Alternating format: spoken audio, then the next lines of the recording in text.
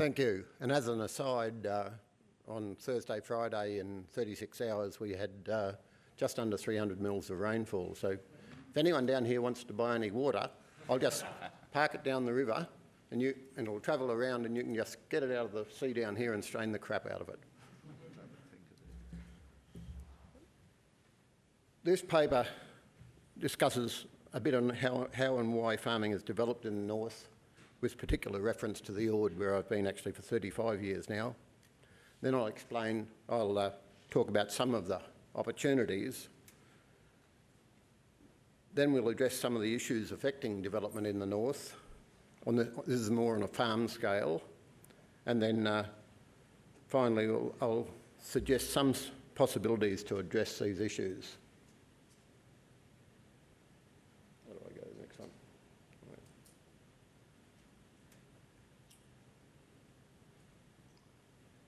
No. Just down arrow. Just press it on. Oh, down there. So, how and why? Just as farming took many years, firstly, how and why, the opportunities and some of the issues. How and why it came about, just as farming took many years to develop in southern Australia to become viable, farming in the north has had quite a long gestation. And it's to do with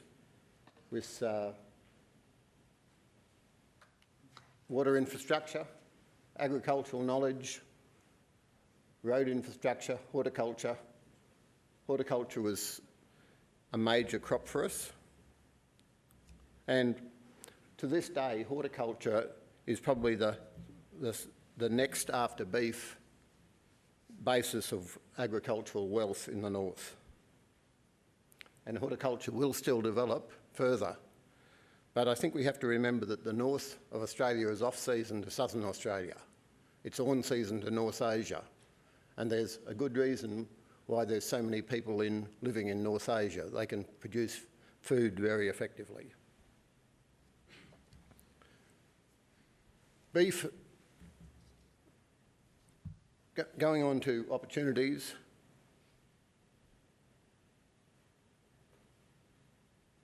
So horticulture, beef is the largest single industry in Northern Australia over a wide area of ground.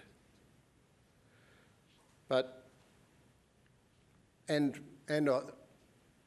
northern pastoral area is probably some of the cheapest grazing country in the world for about 7 months of the year. Unfortunately, for the other 5 months, it's fairly hard to keep the animals alive, let alone put weight on them.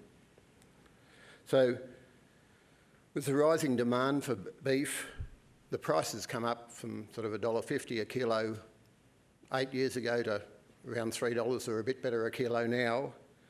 So there's really an economic reason to start looking at strategically feeding cattle.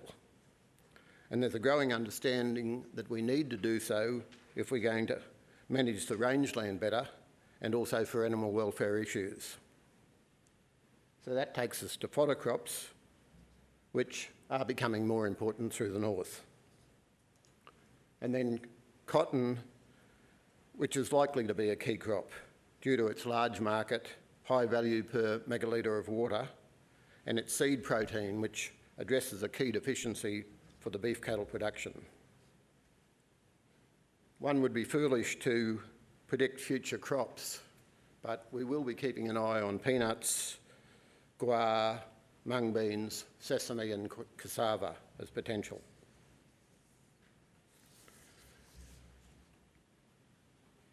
So then we get to what I'd like to concentrate on, and that's constraints to development. Again, I'll gloss over the first 4 of these. They've been addressed fairly well throughout the day, but also they are almost controllable from my point of view. They're not a big issue. We can get by some way or form. Markets, which were, in my time, always the key issue on what we're going to grow. I think I've grown 38 crops in the 35 years, and you're changing with the market all the time. But markets are now good enough, I believe, that with effort and with attention to detail, there is a market for things. So water tenure, and this is a real issue. We know the water's there, and Chris showed us that. But what rights have we got? In southern Australia, water tenure has in the main been sorted. Your problem seems to be less supply and over-allocation. However, in the north, concern over allocation, a potential lack of knowledge, although Chris and his team have cleaned that up a bit, and a fear of getting it wrong is meaning that regulators are very careful on releasing any water allocation or making any definite allocations. There is also intent by different regimes to do it their own way. Though they've signed up for the National Water Initiative, both the NT and WA are seen as being lagging very badly behind in adopting most of the principles. One other issue I think we should think of is that in the longer term, water availability up there will be a bigger limitation to crop production than land. So traditional owners aren't fools. They already know this. So if they've got some native title rights over to a large area in a catchment, but also have some of their own land in the catchment, why would they allow someone else to use that water on their place and develop their land and use up the water? And so that is a real issue that we have to face on how we're going to use that allocation. One thing that NT have done is they have suggested a 20% of the cumulative pool of water to be available for traditional owners. And I think that's a good start.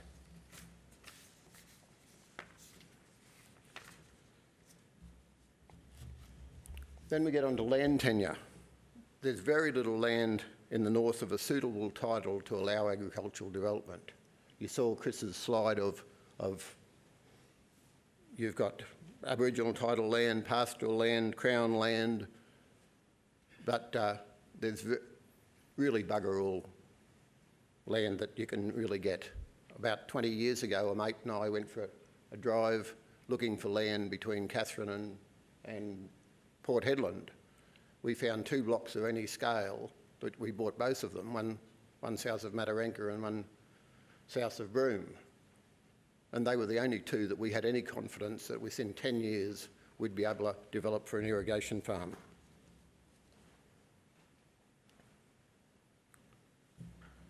A pastoral lease is basically a right to graze cattle. And as yet, even though David Warriner assures me that they're getting it better in the Territory and they'll be able to develop cropping on pastoral leases, it certainly isn't happening that way in the Western Australia, and I'm not sure about the Territory or Queensland. At the moment, I know of 6 or 7 groups that have been actively trying to develop large areas on pastoral leases in the last 20 years. One of them has succeeded, and they're only allowed to grow a forage grass. They're not allowed to grow any crops.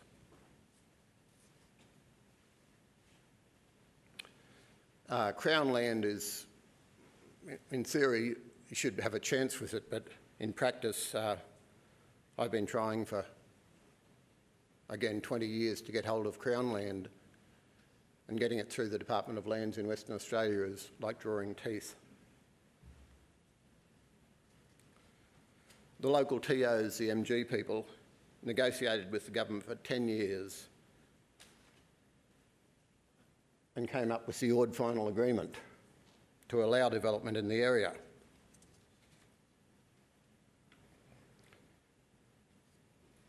it allowed for about 190,000 hectares of national park, about 20,000 hectares potential development, of which only 7 so far has been gotten off the ground, and about 12,000 hectares around the area for buffer zone. But in the end, the poor old MG people were promised the world but given an atlas. The buffer area around the stage 2 that they were given, they were then told they couldn't develop it and they must look after it.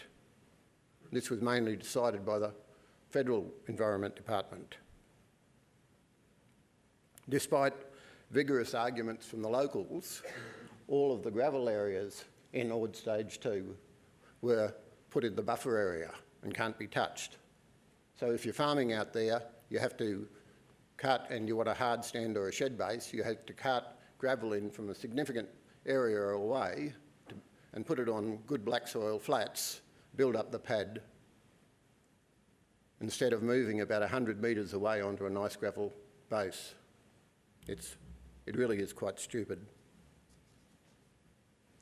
Aboriginal land in the north is basically a dogget title, so it can't be used as security.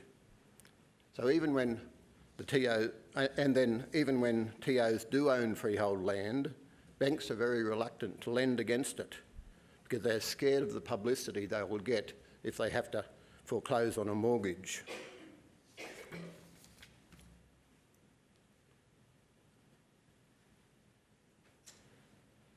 The regulatory processes and protocols. Regulatory processes and protocols are discriminatory and racist. It's very difficult for anyone other than a high net worth individual or a foreign company to obtain development approvals in Northern Australia. Local small businesses seldom have the time or the financial reserves to work through the processes, and these are put in place by the many regulators. At best, processes are opaque, but you'd probably call them damn muddy. So if I can't do a development, the local TOs with much less experience have got very little chance of doing a development. So the very people who we want to be involved in development in the north are virtually locked out of it. A very recent example of this was the MG attempt to develop Ord East Bank, an area promised to them in the Ord Final Agreement. When they asked me to work with them a bit because of my experience developing a few farms. So we talked to the DBCA, the Department of Environment in Western Australia, about clearing permits. So we had to do a survey. And the survey, we got 2 quotes for it. One was $150,000 and one was $250,000. Now the TOs have been associated with the land for 60,000 years or somewhere around there, but they can't undertake a survey to a standard acceptable to the DBCA. So they have to employ a guttier from thousands of kilometres away to come and tell them what's on their land, and then send in a report to a guttier 3,000 kilometres away to make a decision on whether they can develop the land. I've got plenty of examples of the different government departments that cause grief. This actually plant here is Typhonium, a small plant that's supposedly rare and endangered that's on some of the land on the East Bank. But, and it's now the reason why DBCA are using to stop development. But they claim it just grows on black soil, and they say there's limited black soil around the area. Unfortunately, just around our area, most of the black soil has been used up in 15 kilometres of Kununurra. But if you go along the Ord River, there's tens of thousands of hectares of black soil. If you go on the old paleo channels over into the territory, there's hundreds of thousands of hectares of black soil.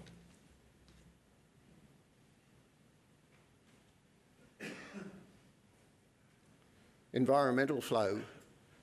there still is some problem with the difference between environmental flow, water use. The Ord Dam was developed for irrigation. At the moment, the irrigators have got access to about a gigalitre a day. There's a requirement for 4 gigalitres a day environmental flow down the Ord all season, even though previously the Ord was a intermittent river.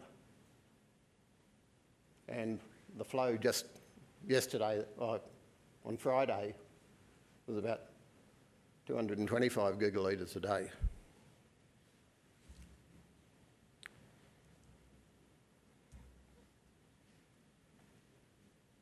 In high school, I learnt something that we were given a lesson on safety. So this was what you had to apply if you wanted to be safe. Somehow I think that the regulators have gone to the same lesson, but that wasn't a chemistry lesson, that was a sex ed lesson, but they think it was a management lesson.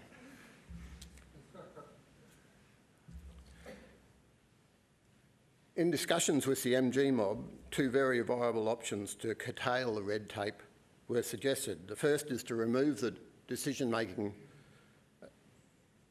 process from the regulatory departments and make them advisory, while making a local government and a TO combination the final arbiter in making decisions in the area.